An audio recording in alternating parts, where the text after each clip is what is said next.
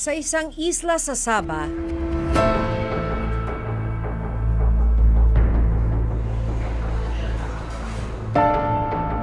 sex slave kung ituring ang ilang Pilipino.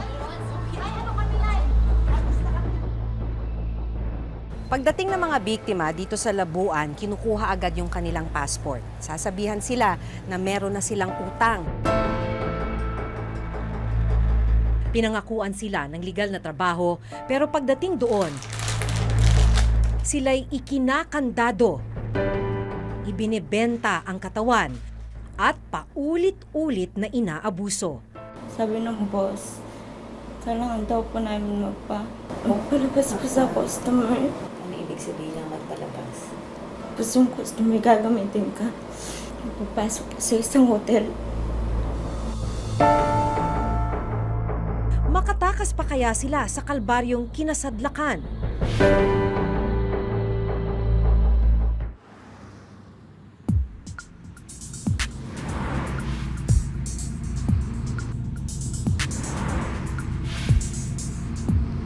Disyembre ng nakaraang taon, tinungo namin ang isla ng Labuan.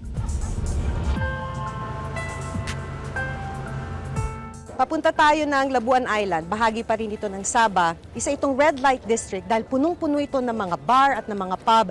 At dito rin sa Labuan Island matatagpuan ang ilan sa mga kababayan nating may tuturing na trafficked women.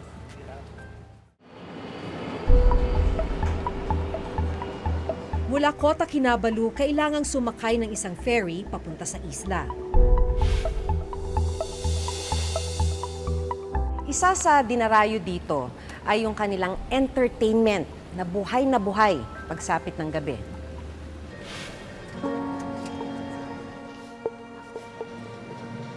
Pagdating sa isla, nakilala ko ang isang Pilipinong tumutulong sa mga kababayan nating nabibiktima ng sex trafficking.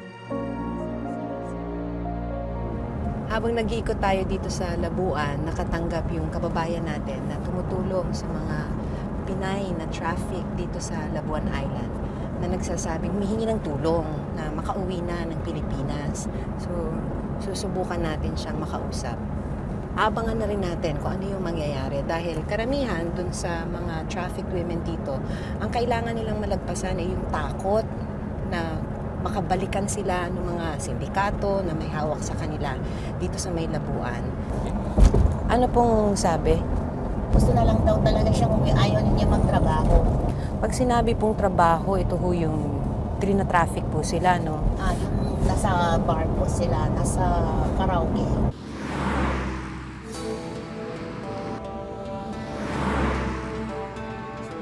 Sa patuloy naming pag-iikot, nadaanan namin ang mga bar na sinasabi ni Mercy.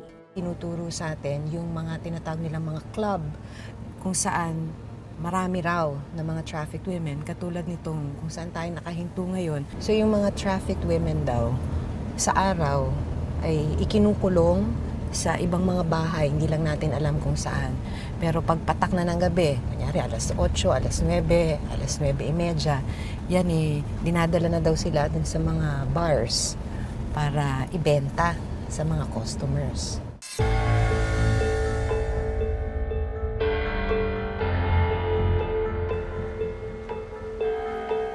Pagkagat ng dilim, unti-unti na rin nabubuhay ang mga ilaw ng mga club at pub sa Labuan. Isang asset ang sinubukang pumasok sa isa sa mga bar.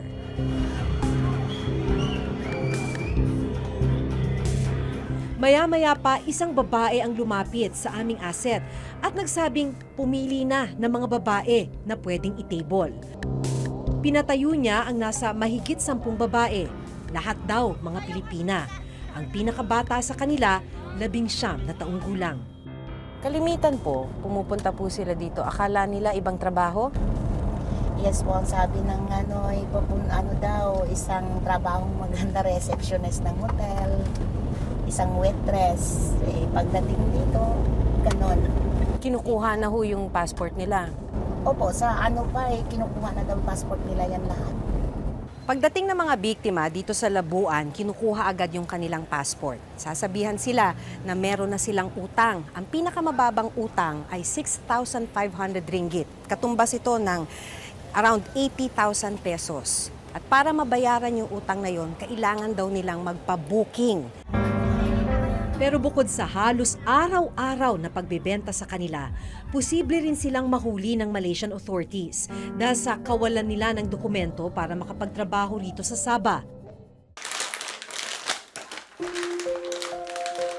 Ganito ang nangyari kina Chona, Loida at Gemma nito lamang nakaraang Nobyembre. Ano nangyari nung day? Inanapan po kami ng passport. Tapos yung iba po kasi, yung ibang mga bag, wala pong passport, wala ang ka-documents pumunta dito. Tapos pinagsasampal-sampal nila sa amin yung mga passport. Pagdating sa kulungan, dito na raw mas naging mala-impyerno ang kanilang mga buhay. Akala nyo, yung rape, baka maliligtas na kayo. Opo.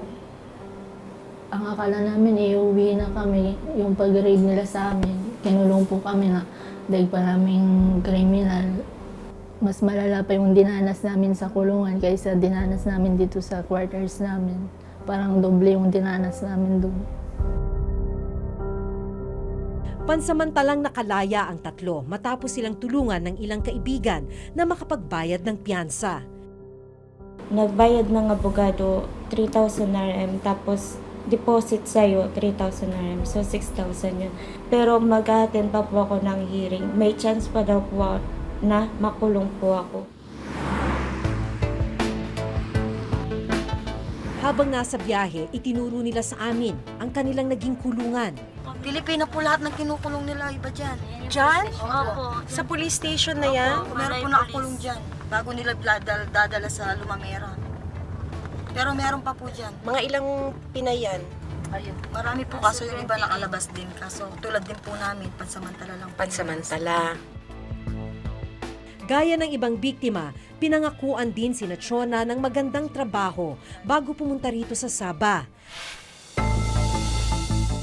Kwento nila, mula Maynila, dinala sila ng recruiter sa Brooks Point, Palawan. Mula Palawan, isinakay sila sa isang bangka at bumiyahe ng 7 oras hanggang makarating ng Sabah. Ako. Hindi kayo dumaan sa immigration. Hindi po. May mga hawak ba kayong passport? Passport po, may hawak po kami. Nagtaka nga po kami, bakit doon kami dinahan? Ano yung akala mong trabaho? Waitress lang po talaga. Yan po kasi yung sinabi ng agent sa amin. Pumaya po ako kasi sabi nila, 1 month, 3,000 RM yung sahod. Magkano na rin po yun sa Pinas? Nasa 30,000 na po. Tapos, tinatanong ko, bakit ganito? Sabi, bakit kailangan namin mag-makeup? Bakit kailangan namin mag-base ng sexy? Doon na po ako nagtanong. Sabi, sabi ng boss, kailangan daw po namin ganun na po. Magpalabas. Wala na po akong magawa. Kailangan daw po namin makabayad ng utang. Ano ibig sabihin ng magpalabas? Magpalabas po sa customer. Tapos yung customer gagamitin ka. Pupasok po sa isang hotel. Gaano katalas sa isang gabi? 2 beses po. Araw-araw? Kung meron po may gusto sa'yo, kailangan mo sumama. Pag wala po, wala daw po ang kikitain. So araw-araw kayong nire-rape na? Opo. Binabayaran lang sila ng kanilang manager sa club 2 beses sa isang buwan. Pero dahil lubog sila sa utang, kadalasan kakarampot lang ang napupunta sa kanila. Maliban sa pambubugaw at panggagahasa, ang iba sa kanila nakakaranas rin daw ng pananakit na pisikal. Pag kinukulit nila na baka pwede na kaming umuwi, ayaw po nilang payagan, lalo na po pag malakas po yung babae. Kunting dahilan lang po ginagawa po nilang malaking bagay na sinasaktan po nila. Pag sinasaktan, sampal na? Bilang bugbog po. Pagkatapos nilang magtrabaho, ikinukulong naman sila sa mga kwarto na kung tawagin nila ay quarters. Sino lang may hawak ng Yung susi? mami po namin, Pilipina din po siya. Kahit po lang po ang makiusap kami. Magpapadala po kami. Tawagan ko muna si boss. Kailangan ko muna siyang tawagin. Siyempre, kailangan na po ng pamilya namin magpadala ay yung pera ko. May oras din po yun, 30 minutes lang po yung panlabas ko. Pero ang mas masaklap, isa sa mga Pilipinang nabiktima ng sex trafficking dito sa Sabah, napatay ng lalaking nag-booking sa kanya. Sa liblib na kalsadang ito, natagpuan ang bangkay ng isang Pilipina na isa sa mga trafficked women dito sa Labuan Island. Nakita yung naaagnas niyang bangkay dito sa may gilid ng kalsada.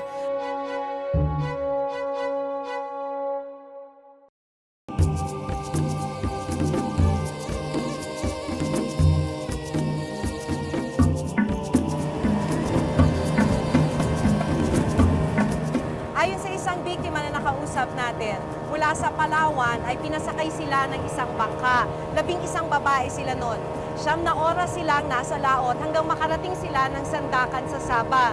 Mula naman sa Sandakan ay pinasakay sila ng bus na naghatid sa kanila hanggang Kota Kinabalu. Mula Kota Kinabalu ay sumakay sila ng speedboat tulad nitong sinasakyan natin ngayon hanggang makarating ng Labuan Island.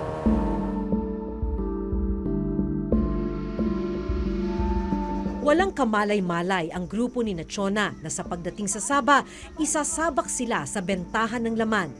Hindi alam ng mga pamilya nila sa Pilipinas na nabiktima sila ng sex trafficking. Alam ba namin pamilya mo kung ano nangyayari sa'yo? Hindi po. Anong alam nila? Ang alam nila, nagtrabaho po ako waitress. Pero hindi nila alam na nabiktima po ako ng agent ko po. Kasi hindi ko po masabi-sabi sa papa ko. Ayoko po kasing mag-alala yung papa ko kasi may sakit din sa puso yung papa ko. Baka hindi na kayanin. Tapos nagtaka sila na hindi nila ako makontak sa loob ng 2 linggo. Sabi ko lang po nagka-problema yung cellphone ko, wala pa akong pambili. Dahil iniiwasan ko po may mangyari din sa papa ko. Kasi ako lang din po yung inaasahan sa amin.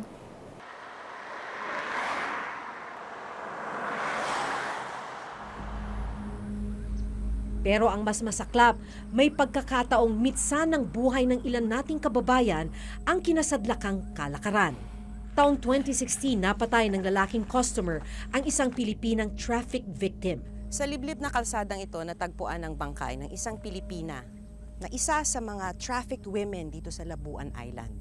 Ayon sa investigasyon ng mga pulis, binuking yung Pinay sa isang bar sa may sentro ng Labuan Island. Yun na yung huling pagkakataon na nakita siya. After a month, nakita yung naaagnas niyang bangkay dito sa may gilid ng kalsada. At ayon din sa autopsy, basag yung kanyang bungo at napakarami niyang saksak sa iba't ibang bahagi ng katawan. Ang grupo ni na Mercy ang gumawa ng paraan para mauwi sa Pilipinas ang bangkay ng biktima. Hanggang sa ngayon, wala pa rin daw nahuhuling suspect sa pagpatay sa biktima. Sa kinakaharap na kaso ni Nachona, sinubukan daw nilang humingi ng tulong sa Embahada ng Pilipinas sa Kuala Lumpur. Paano ka humingi ng Nung tulong sa- kakalabas ko lang po nun, kasi inisip ko yung mga kasama ko. Sabi ko, parang awan nyo na po, may mga nangangailangan ng tulong po yung mga kasama ko, mga bagong panganak pa na nakulong nga po. Gusto namin sana ibalik na kami sa Pilipinas. Iyon po, sabi sa amin, hintayin nyo na lang yung tawag. Kung may tatawag sa inyo, kinuha lang po yung number ko. Tapos, hinihintay ko po yung tawag. Tapos kapag tinatawagan ko po, dinidecline na po nila yung tawag namin. Dinireject. Mula nung umpisa, ang gusto nyo nang makauwi. Opo, kahit po wala na po kami, dalawi lang po kami. Sabi nga po namin, kahit tisin na lang namin yung hirap sa Pilipinas at least hindi naman gaano kahirap yung naranasan namin dito. Sinubukan naming makipag-ugnayan sa Embahada ng Pilipinas sa Malaysia. Kung pwede mabigyan ng legal representation yung mga babaeng nakakulong pa, tapos itong nakalabas, baka naman we can bring them home. Sige, Conjen. Apparently, ang sinasabi ng embassy, hindi nila alam kung ano yung nangyari the past month na nagkaroon nga ng mga several raids, tapos inaresto instead na ni-rescue yung mga kababayan nating Pilipinas. Hintayin natin yung kanilang magiging aksyon. Nangako naman sila na gagawa sila ng mga hakbang, lalo na dun sa pagpapauwi ng mga kababayan natin.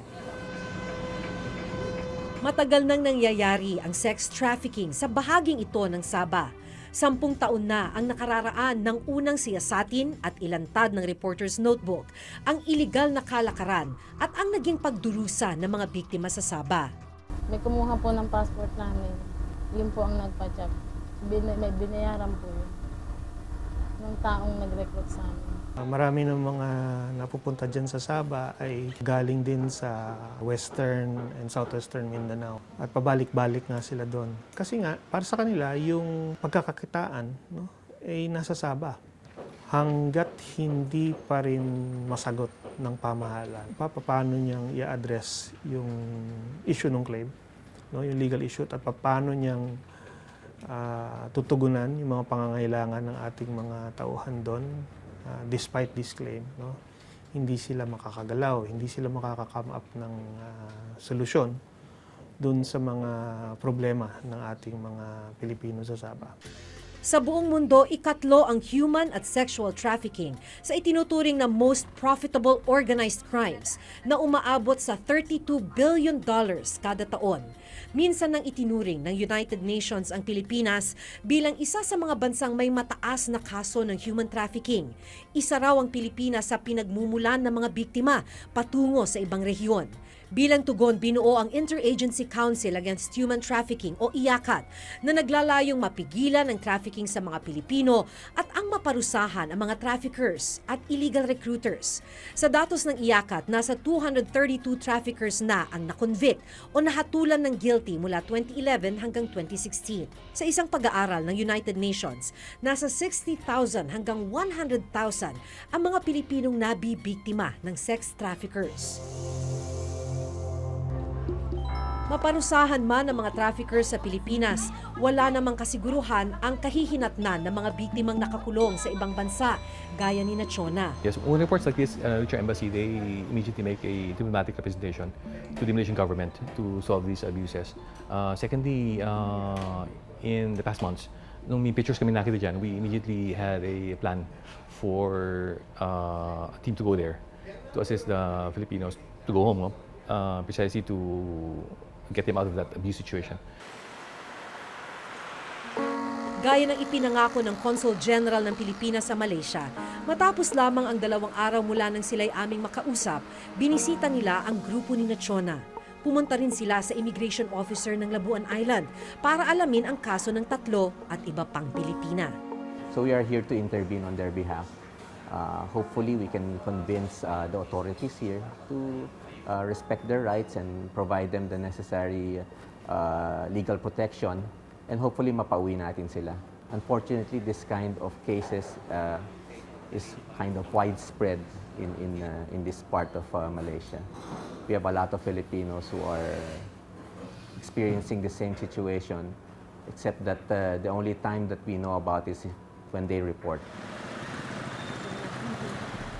Panahon na raw para magkaroon ng permanenteng kinatawan ng Embahada ng Pilipinas dito sa Sabah para may matakbuhan ang mga nabibiktimang Pilipino. Sana bigyan tugon ito ng ating pamahalaan para naman hindi mahirapan yung ating kababayan dito.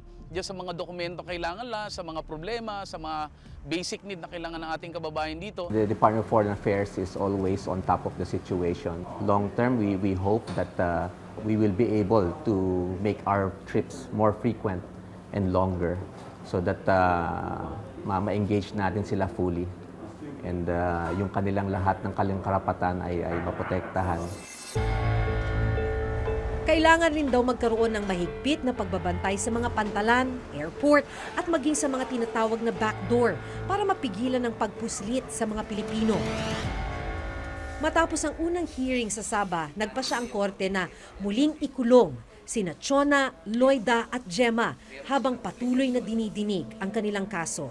Umaasa silang sa tulong ng DFA at Embahada ng bansa, agad na silang makakalaya at makakauwi ng Pilipinas para muling makapagsimula. Gusto naman po namin umuwi, hindi naman makakauwi. So, ganito na lang po siguro, hintayin na lang namin hanggang kailan kami papauwiin. We are sending funds there to hire lawyers to defend them as part of our advocacy. So yung case natin will have to continue with our defense of these 3 victims.